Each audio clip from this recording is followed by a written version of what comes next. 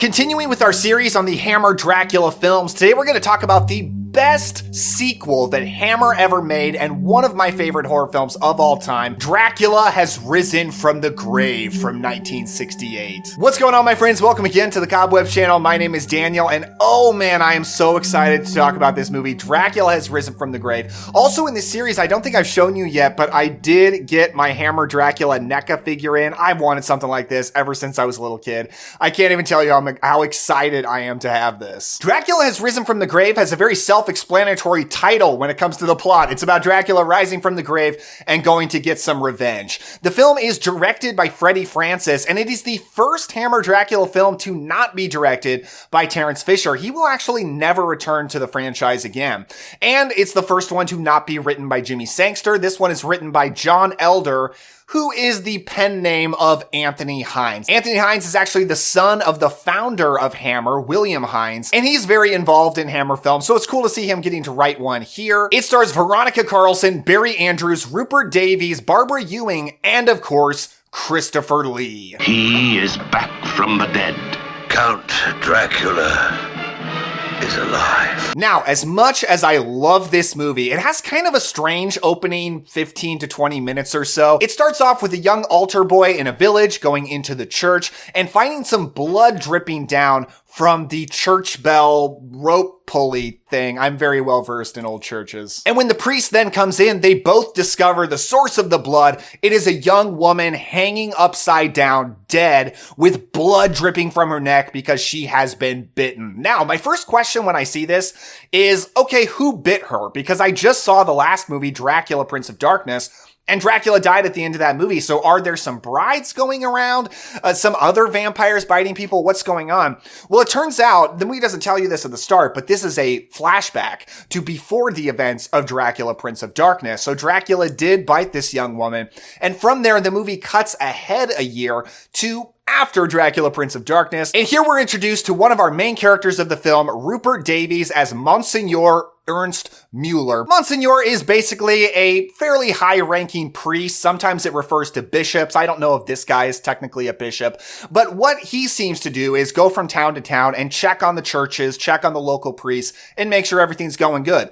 But he's going to go into a town where things are not going good. So he goes into the local pub and discovers that even though it is Sunday morning and the priest is supposed to be giving mass, nobody is in mass, and he's questioning why people aren't going to church. And he does meet the priest in there from the opening scene. I think he's only known in this movie as the priest, and he is played by Ewan Hooper, although the actor is dubbed. So I don't know, his character comes across a little weird compared to everybody else in the movie who is not dubbed. And there he discovers that even though the priest technically gave mass, like real quick, just because he has to, the townspeople will not go into this church because it was desecrated a year ago by Dracula. And even the priest talks about how the shadow of Dracula's castle casts over the church, and that's another reason they won't even go in there. So I really like that. I think that kind of thing is a lot of fun. Dracula is dead, but his evil lives on even through the shadow of the castle. People are still terrified.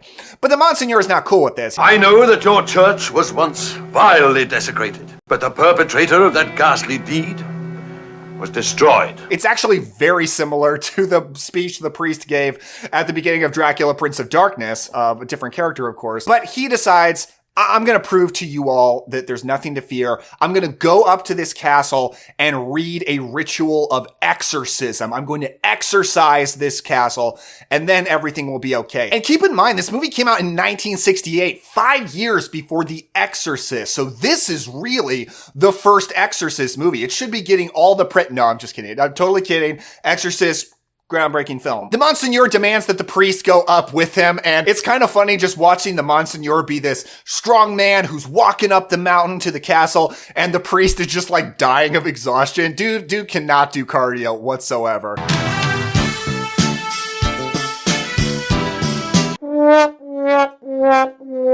He decides to leave the priest behind. All right, I'm the big strong man. I'm going to go on up there.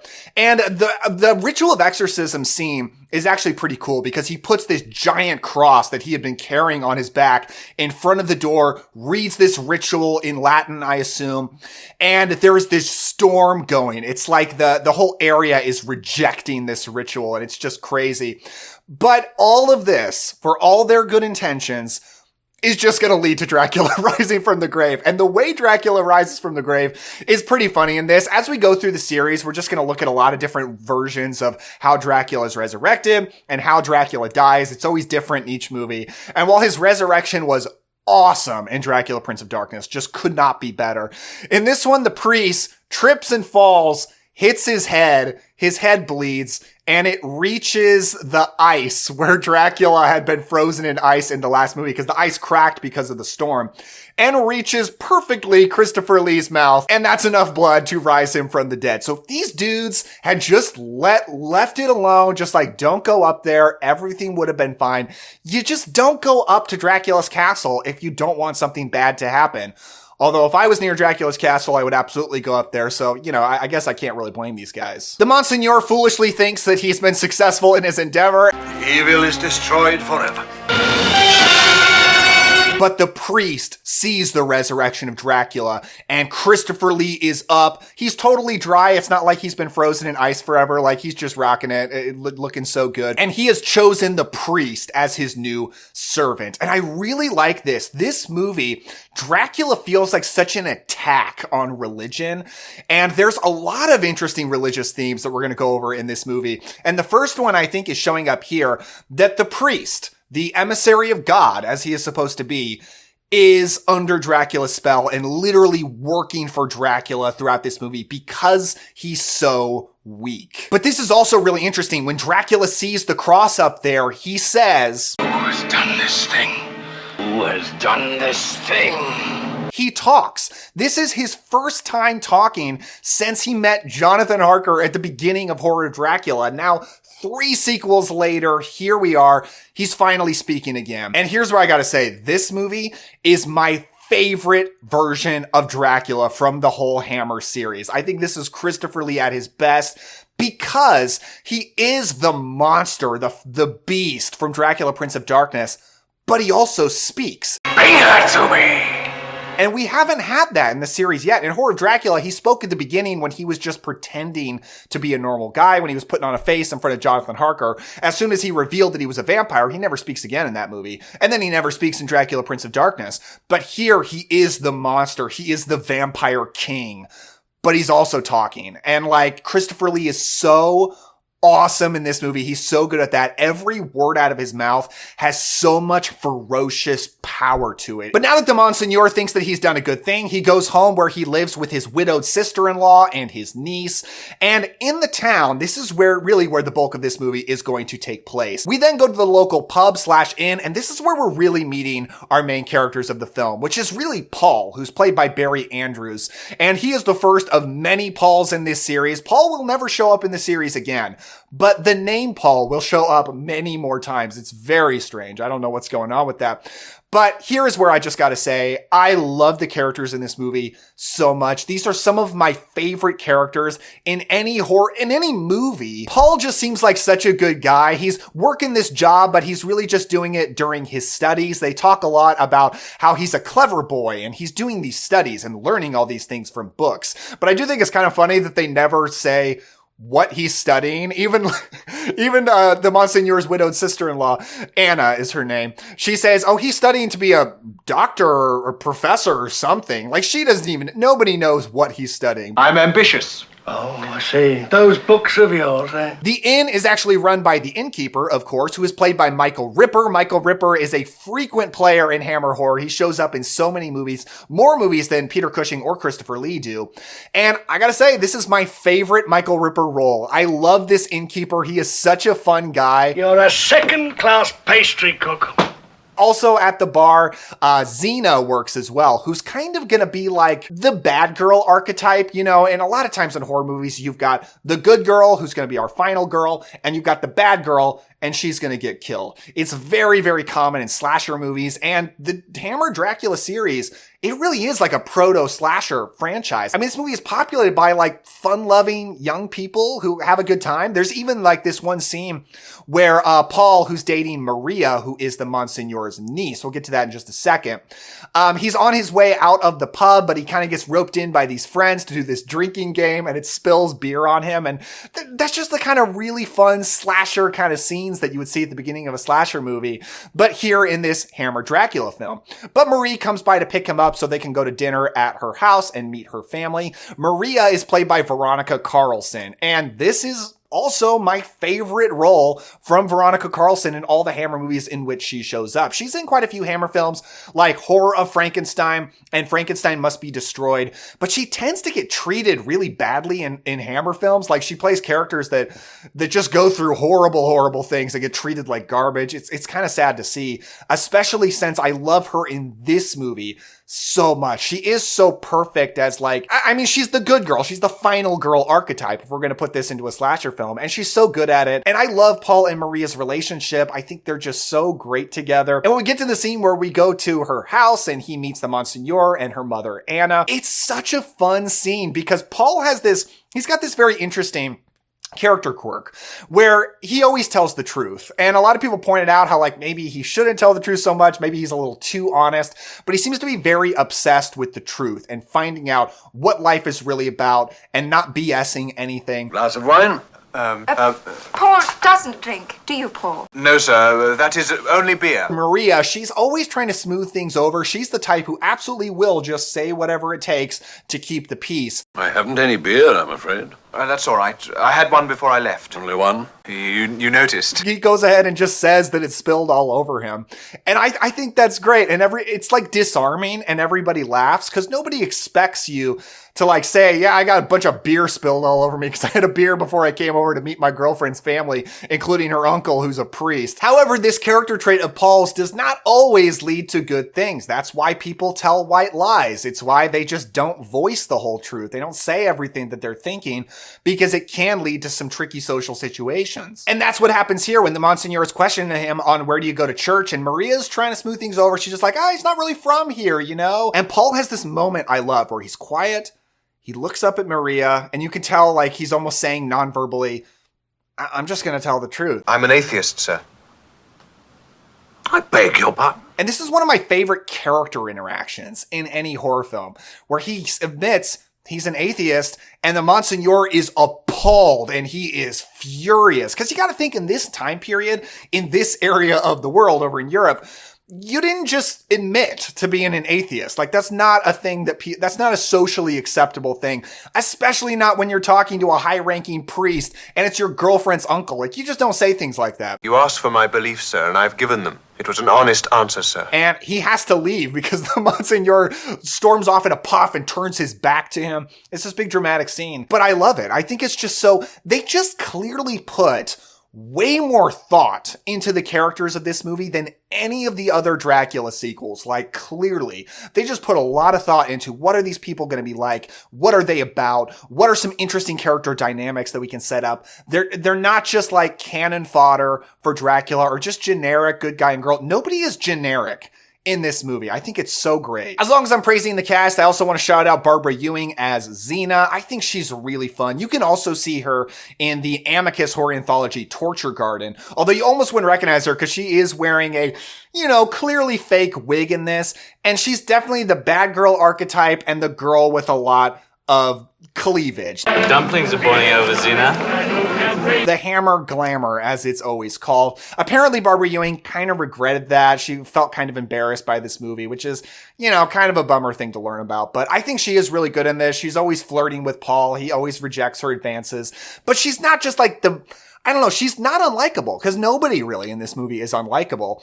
And you still you feel for her, you understand where she's coming from. But she does become the first victim of Dracula. She's walking through the woods home alone at night. Highly don't recommend doing that, especially if you live near Dracula's castle. And again, Christopher Lee is so phenomenal in this movie. He is so fully in control. He doesn't come across just like the feral monster of Dracula, Prince of Darkness. He feels more of an imposing, powerful king, Prince of Darkness, who is always so imposing. When he's standing before Xena and she's falling under his spell, man, he's just so awesome in this. And him now having control of the priest, having control of Xena, it leads him to find a home to store his coffin underneath the pub itself. There's actually a scene earlier where Dracula and the prince are digging up a coffin for him to use. They literally dump out the dead body like he's using a used coffin, which is just so insane.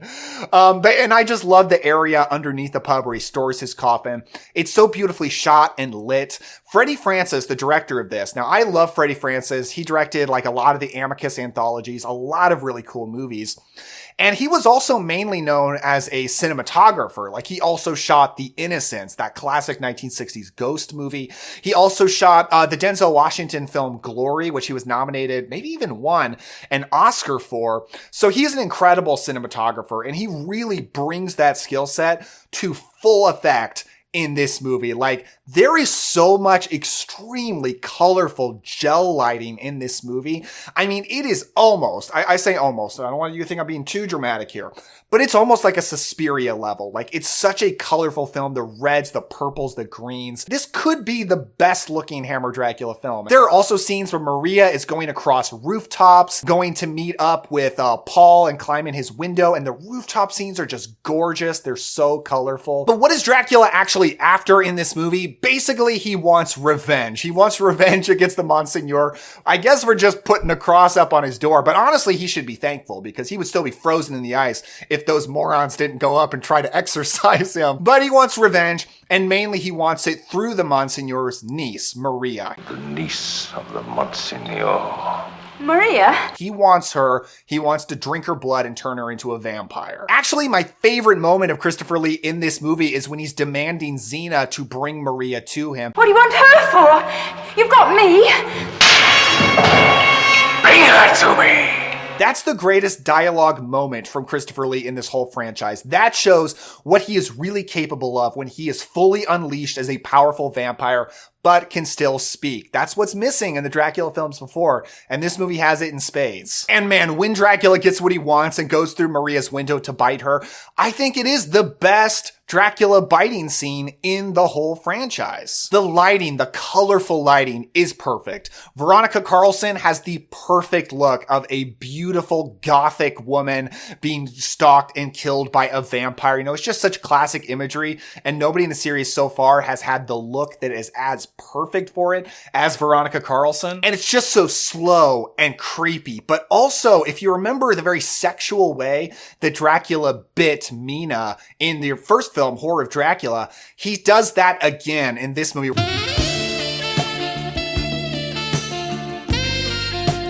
But it's even longer and more drawn out, and he's clearly like taking it to the next level. And even when he bites her, there's this little moment where she pushes a teddy bear away. And it's basically just this symbolism of loss of innocence, or the loss of who she is. It is being taken by the vampire Dracula. But you think, okay, Paul is a great guy. Like, clearly he's got to save her. He's got to kill Dracula.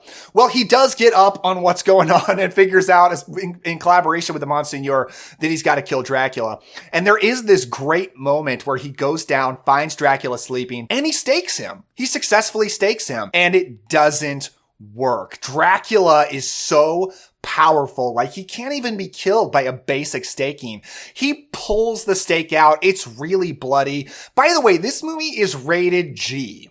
Isn't that bizarre? 1968, they rated this movie G. I have no idea why, because this is a bloody, bloody scene, but I love it. Now, why does he not die by the staking? You must pray. I can't!